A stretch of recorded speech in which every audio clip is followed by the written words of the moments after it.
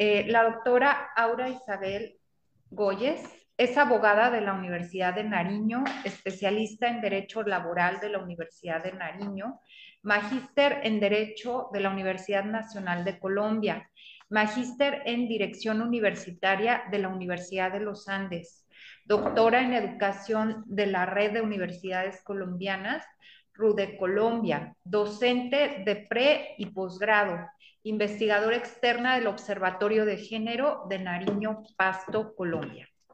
La licenciada Angie Carolina Erazo es abogada de la Universidad de Nariño, administradora pública de la Escuela Superior de Administración Pública, especialista en contratación internacional de la Universidad Externado de Colombia, candidata a magíster becaria en Derecho Público de la Universidad de Nariño, docente pregrado, investigadora externa del Observatorio de Género de la Universidad de Nariño, Pasto, Colombia. Esta mañana nos van a presentar la ponencia titulada Raíces de desigualdad cuando la semilla de la violencia germina en el hogar. Adelante, bienvenidas. Bueno, muchísimas gracias. Un saludo muy cordial a todas las personas que están en la presencialidad en el Colegio de Jalisco, a todas las personas que se conectan a esta importantísima red feminista.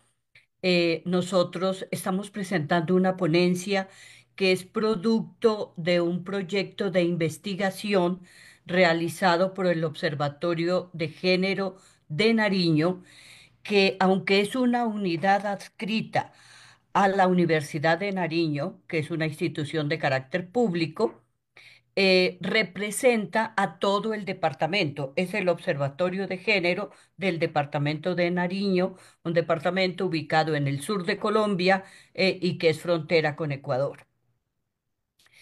Este proyecto además fue financiado por la Vicerrectoría de Investigaciones de la Universidad de Nariño y Angie, como estudiante ya próxima a sustentar su tesis de maestría, y yo en mi calidad de docente de posgrado, pues hemos elaborado esta investigación cuyos aspectos centrales queremos socializar y recibir todas las retroalimentaciones que consideren pertinente.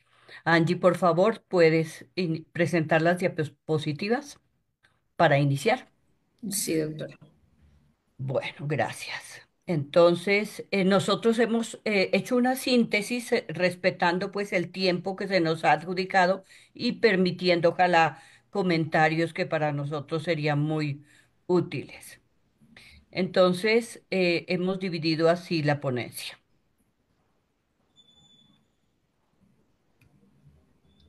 Un momento que no me aparece la ventana de la ponencia. Qué pena. Me avisan, por favor, si pueden visualizarla. Todavía no. Listo. ¿Ok? Por Ahí la ya la están completa, viendo. completa, por favor. Vale. Listo. Bueno, este es un tema un nombre que buscamos como resultado de unos datos estadísticos, que es justamente lo que hace el observatorio. Es siguiendo las orientaciones de Beijing, busca datos estadísticos que permitan realmente visibilizar la situación que viven las mujeres en este rincón de la patria, y que además permita tomar políticas públicas adecuadas.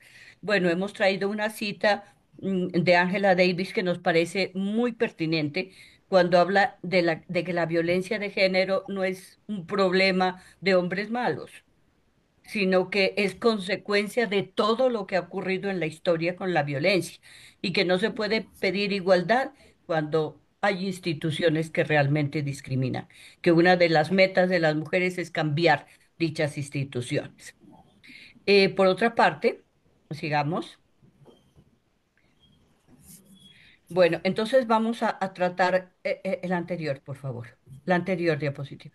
Vamos a tratar tres temas: los aspectos estructurales de la violencia intrafamiliar, algunas cifras sobre violencia intrafamiliar y retos y propuestas. Esos son los tres temas. El primero, bueno, nosotros partimos de una consideración. La Constitución Política de Colombia fue expedida en el año de 1991 y en ella, en la Asamblea Nacional Constituyente, las mujeres, los grupos feministas tuvieron un rol muy importante. Como producto de ese rol que desarrollaron las mujeres en la Asamblea Nacional Constituyente, la Constitución de 1991 tiene una normativa que reconoce dos aspectos importantísimos.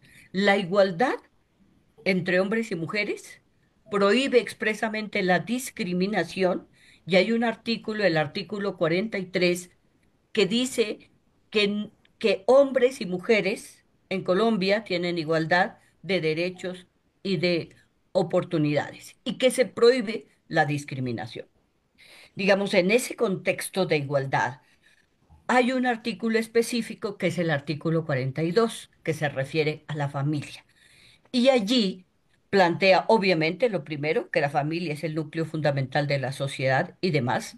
La Constitución habla de que está constituida además por un hombre y una mujer. Por fortuna, la Corte Constitucional colombiana, ya en una jurisprudencia muy abundante, una línea que se ha mantenido a lo largo de estos años, ratificó que ese hombre y mujer no eran excluyentes.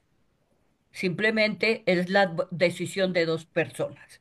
Pero lo que nosotros queremos resaltar para efecto de esta ponencia es lo siguiente, este aparte del artículo 42 de la Constitución, cuando dice que las relaciones familiares se basan en la igualdad de derechos y deberes de la pareja y en el respeto recíproco entre todos sus integrantes. Y además dice, cualquier forma de violencia en la familia se considera destructiva de su armonía y unidad y será sancionada conforme a la ley. Es decir, aquí tenemos una nueva propuesta de la concepción de la familia, donde ya no hay el pater familia que tiene todos los derechos y un grupo que simplemente obedece. Tenemos una estructura igualitaria, horizontal, donde hay una pareja, padre, madre, dos padres, dos madres, como sea, que responden, que orientan, y hay una igualdad de derechos entre todos los integrantes de esa familia. Para esa concepción, la violencia, pues, es absolutamente la negación de la misma. Por eso, vamos a la siguiente diapositiva. Por eso, la violencia intrafamiliar, después de expedida esta constitución, salieron las leyes a regular. Y salió una ley muy importante que es la 294 del 96, cuyo artículo tercero ratifica en el numeral D que hay igualdad de derechos entre hombres y mujeres y además que los derechos de los niños prevalecen sobre los demás derechos. Y en la familia hay hombres, mujeres y niños generalmente. Y frente a eso, hay unas medidas de protección. Hay una ley muy importante, que es la 1254 del 2008. Entonces, que esta ley ratifica Belén do Pará. Entonces, busca prevenir, sancionar y erradicar toda forma de violencia contra la mujer. Y establece unas medidas muy importantes, no solo las preventivas, sino las de protección iniciando, dándoles la primera oportunidad de intervención a las comisarías de familia frente a cualquier hecho de violencia que ocurra al interior de estas familias y constituya maltrato familiar. Y ahí habla, por ejemplo, de abuso verbal, de abuso psicológico, de aislamiento, de abuso económico, de abuso físico, de violencia de pareja, de violencia contra niñas, niños, adolescentes y de violencia contra cualquier integrante de la familia. Además, hay otra ley que trabaja y tipifica específicamente la violencia sexual como un delito autónomo, como un delito no querellable, como un delito que requiere que la víctima pues presente la denuncia o que una persona se entere y la pueda presentar. Y aquí pues está, además hay muchas leyes posteriores como la 1146 del 2007 que habla específicamente de violencia sexual contra la niñez o la 1257 del 2008 que plantea el derecho de las mujeres a una vida libre de violencia, la 2356 reciente del año pasado, que habla de un tema muy interesante y nuevo, que es el acoso sexual en los ámbitos educativo y laboral. Decir, este panorama es para que miremos lo bien que estamos desde el punto de vista normativo. Digamos, podríamos decir, Colombia no tiene nada que envidiarle, está cumpliendo los parámetros internacionales. Pero cuando nosotros nos acercamos a mirar las estadísticas, vamos a la otra diapositiva, vamos a mirar las estadísticas, nos encontramos con una realidad que casi es la negación de estos avances legislativos. Entonces decimos lo que ya todas nosotras sabemos, y es que las leyes no tienen el poder de cambiar las realidades. No negamos que las leyes son instrumentos importantísimos para cambiar la realidad, pero no podemos dejarlos deslumbrar. Una magnífica ley no significa que las costumbres patriarcales de las familias hayan cambiado, porque todavía, y más en nuestra región, una región muy tradicional, muy religiosa, todavía cerradas las puertas de la casa, el Estado no entra. Por eso es tan importante que las mujeres hayan sido capaces de divulgar públicamente sus problemas familiares, rompiendo aquello de que los trapos sucios se lavan en casa. Ahora los vamos a analizar y a volverlos políticos, que todo lo personal es político. Ese es el punto que nosotros queremos mirar. Y al analizar esas cifras, nos damos cuenta que las cifras de violencia intrafamiliar son realmente alarmantes, que específicamente la niñez, cuyos derechos habíamos dicho que prevalecían, la niñez cuyos derechos prevalecían, es muy vulnerada. Qué increíble. Ese sector de adulto mayor, personas que superan los 65 años, también siguen siendo víctimas de violencia. Y que las mujeres, obviamente en edad reproductiva, pues son las principales víctimas de violencia. Entonces, los datos nos dejan realmente tristes porque además los agresores son hombres. Y son hombres que tienen vínculos de consanguinidad con estas mujeres. Y lo que nos ha llevado a nosotros a pensar, bueno, ¿cuál es la responsabilidad de la familia, del sistema educativo? Nosotros pertenecemos al sistema educativo, del sistema educativo, de la sociedad en su conjunto, pero fundamentalmente de la familia y del sistema educativo y de las mujeres, porque es que en la familia estamos las madres. Entonces, realmente estamos conformando una nueva generación de violentos y víctimas, o estamos educando para que haya personas libres de todo tipo de violencia y que realmente puedan ejercer estos derechos que hemos consagrado. Para responder, primero para mostrar lo alarmantes de estas cifras, Angie va a pasar unas estadísticas y luego miramos los retos finales. Listo, muchas gracias. ¿Me escuchan? Sí, Vale, sí, Angie. gracias. Bueno, primero pues también agradecerles nuevamente por este espacio, por esta oportunidad. Estamos prestas a sus comentarios y observaciones al respecto. Este espacio, como bien lo ha dicho la doctora, a nosotros nos permite visibilizar unas cifras por parte de la labor del Observatorio de Género de Nariño. Y como bien lo dijo también la doctora, son cifras bastante alarmantes, que en algunos casos pudiese parecer que respecto a 2022, 2023 hay una variación que visualmente parece que disminuye, pero esto solamente responde a que hay un mayor número de casos que han sido denunciados. También es importante decir que estas cifras que nosotros utilizamos en el Observatorio de Género de Nariño para este periodo de tiempo fueron tomadas apenas de una base, que es Civigila, que es el Sistema Nacional de Vigilancia Pública de los Institutos Nacional y Departamental de Salud. Eso quiere decir que hay mucha información por encima de la que nosotros estamos planteando, que esta es, digamos, como la plataforma más grande de información y de denuncias que se tiene, pero queremos que quede muy claro que aquí no está toda la verdad de las mujeres, que pueden ser porcentajes mucho mayores, que también obviamente no hay que olvidar que hay bajos índices de denuncia. Entonces, partiendo de eso, quiero retomar el punto que mencionaba la doctora y comentarles que, en efecto, la violencia contra las niñas y las adolescentes es de las más altas que existen entre el 2022 y 2023 en Pasto, puntualmente, Pasto, Nariño, Colombia. Y entre el 2022 y el 2023, como podemos ver las cifras en pantalla, se registraron, como lo dijimos anteriormente, 1.301 casos de violencia intrafamiliar en este sistema Civigila, y de estos 1.301 casos, 60,59% correspondieron a violencia intrafamiliar.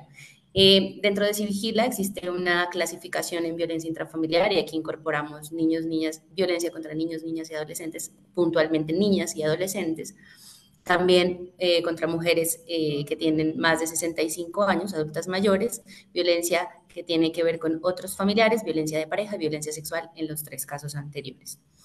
También los grupos etarios más afectados de niñas y adolescentes en este periodo de tiempo fueron las niñas de 10 a 14 años, que se llevan el porcentaje más alto, y de 5 a 9 años, que tienen más del 27%. Como ustedes pueden ver en pantalla, parece que del 2022 al 2023 existió una reducción de casos, pero no, como hubo un incremento de más de 200 casos en denuncias para el sistema Civigila, pues evidentemente la proporción del porcentaje de casos parece que disminuye, pero no. Esto lo que corresponde es un aumento porcentual de los casos del 2023. Dentro de estos casos también preocupa que las niñas de 5 a 9 años pues tengan también un porcentaje alto de violencia contra ellas, de todos los tipos de violencia, porque las modalidades son negligencia y abandono, abuso físico, psicológico, abuso sexual. Entonces es importante que esto quede muy claro, porque podemos ver que desde que nacemos hasta que morimos, las mujeres no tenemos una vida libre de violencia. Y Pasto no es la excepción a esa regla. Y también estas edades se entienden cruciales para el desarrollo integral de las mujeres, por lo cual preocupa más y nos lleva a nosotros a preguntarnos nuevamente qué estamos haciendo como hogares, como familias, como instituciones, tanto públicas como privadas y también como educativas en la protección de estas niñas y adolescentes. También es importante decir que esto lo hicimos con un enfoque interseccional y también intersectorial, en donde nosotros analizamos todas las variaciones respecto a las mujeres. La investigación macro, que es el boletín Cifras, detalla muy bien pues todas las diferencias respecto a las mujeres que son de comunidades indígenas, comunidades afro, entre otras, y entendiendo pues que cada una de estas mujeres tiene violencias que dependerán de sus circunstancias especiales. Sin embargo, para el caso concreto, hemos tomado pues como las cifras en general. También hay unos índices de violencia contra adultas mayores, en donde podemos ver que, si bien es cierto, corresponde aparentemente a un número muy bajito de los casos de violencia de género, que es 1,92%, no deja de abrumarnos que las mujeres tengamos pues que ser víctimas de violencia incluso a las edades de 90. Tenemos algunos casos de mujeres de 90, 92, 94 años siendo violentadas en Pasto entre el 2022 y 2023. Generalmente por personas de su propio vínculo, es un porcentaje muy alto, que son hijos, que son esposos, que son cuidadores que están dentro del mismo vínculo familiar o tienen algún vínculo de sangre. También las formas más típicas de violencia contra las adultas mayores es abuso físico, psicológico, económico, negligencia y abandono. Y lo que vemos muy frecuentemente dentro de estas mujeres que son violentadas es que hay factores de vulnerabilidad como que las aíslan, que hay dependencia económica, entonces hay violencia económica también, además de violencia física y psicológica, y que estas mujeres, en su mayoría, dentro de estas diversidades y diferencias que tienen, pues generalmente son las mujeres de estrato socioeconómico 1, 2 o 3, especialmente 1, 2, y son mujeres de zonas rurales del país. También dentro de las otras variaciones de violencia de pareja que entran dentro de lo que Civigila denomina también violencia intrafamiliar, tenemos la violencia de pareja. Estas cifras también nos abrumaron bastante porque digamos que el 31,5% de las víctimas de los casos reportados pues tiene dedicación completa con cuidado del hogar.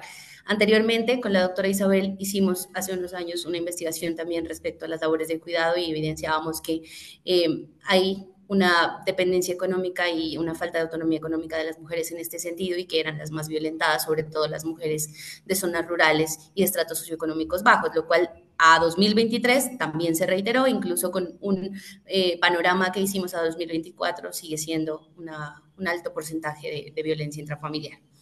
Y el 24,4% se dedican al cuidado de las otras personas, no solamente de su hogar, sino como las madres cuidadoras. Aquí en Colombia existen un grupo de mujeres que se llama madres comunitarias que han tenido pues una violencia sistemática en sus labores, pero esa es otra investigación que esperamos también que ustedes puedan revisarla en otra oportunidad.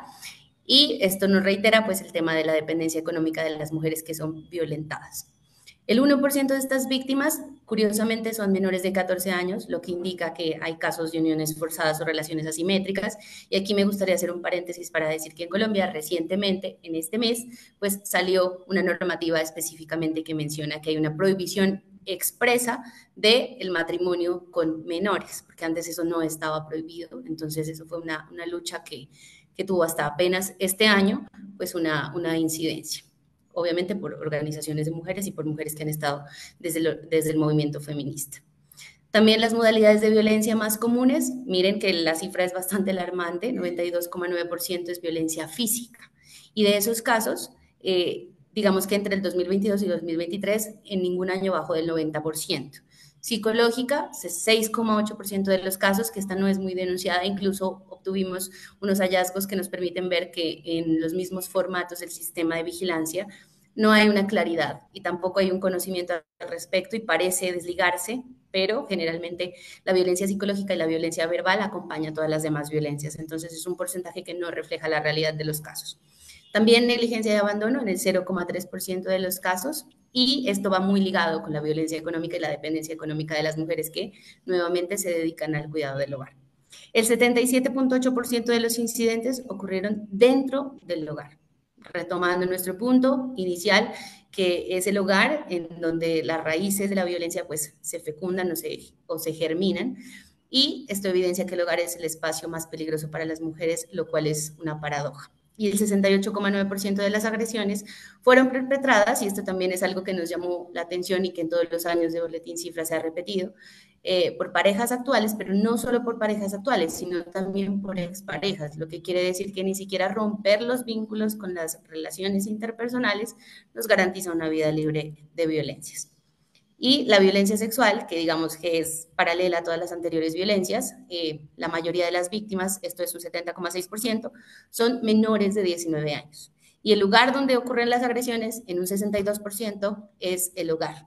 Y la relación del agresor con la víctima, como lo mencionaba la doctora Isabel, corresponde a personas conocidas en su mayoría. Más del 44,8% de los casos son parejas, amigos o conocidos. Muy pocos casos desconocidos.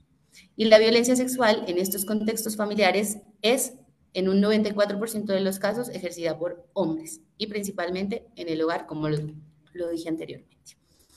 Esto, como ya les había mencionado, se hace desde el análisis de género, etnia y clase, entre otras variables que tomamos en el boletín macro de cifras.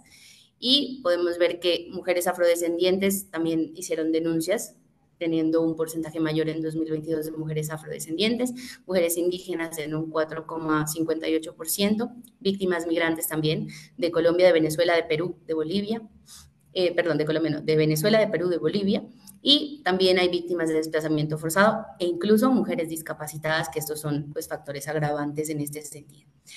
Así nosotros podemos ver, como ya lo he reiterado, que la niñez, desde que nacemos hasta que morimos, somos víctimas de violencia, no tenemos una vida libre de violencias en ningún sentido, ni siquiera en nuestro hogar, y que eso es una base histórica respecto a cómo van sucediendo las cosas, que incrementa nuestra pérdida de autonomía, nuestra pérdida de libertad, ni siquiera siendo mujeres que ejercemos labores diferentes a las de cuidado, estamos exentas de estas cuestiones, sobre todo cuando hay una normalización del abuso en culturas como la nariñense, en donde hemos podido ver que hay una amplia creencia de sistema patriarcal, hay como una resistencia al cambio en ese sentido, y eso hace que haya una transmisión intergeneracional de la violencia. Ahora la doctora pues va a hacer como un cierre respecto a cuáles son los retos y cuál es la propuesta que nosotros traemos a partir de este análisis de cifras. Muchas gracias.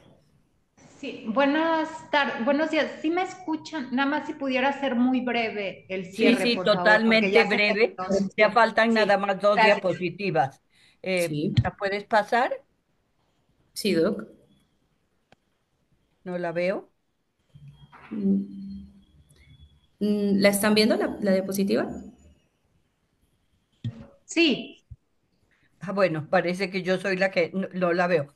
Pero igual, la idea, lo que tenemos nosotros como gran reto es cómo logramos que estos ciclos de violencia, digamos, encuentren un quiebre. ¿Cómo hacemos que esto cambie? Si bien tenemos ya datos estadísticos y eso es muy positivo, no vemos que la labor nuestra sea mostrar cada año cifras y cifras que además dolorosamente se incrementan.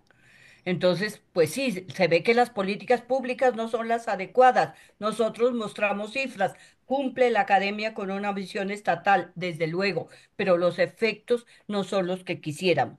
Nosotros entonces llamamos a mirar, a tener una mirada integral sobre la violencia intrafamiliar, porque el hecho, y lo vemos positivo, que se haya diferenciado violencia de pareja, violencia sexual y violencia intrafamiliar es bueno por los tratamientos jurídicos, pero es negativo porque se ha desmembrado la concepción de violencia, que es lo que estamos mostrando ahora, como el hogar es el germen y la semilla de todas las violencias, porque en todo tipo de violencia el principal agresor es el hombre, jefe de familia, y además se da el lugar donde ocurren los hechos en más del 90% de los casos es en la familia.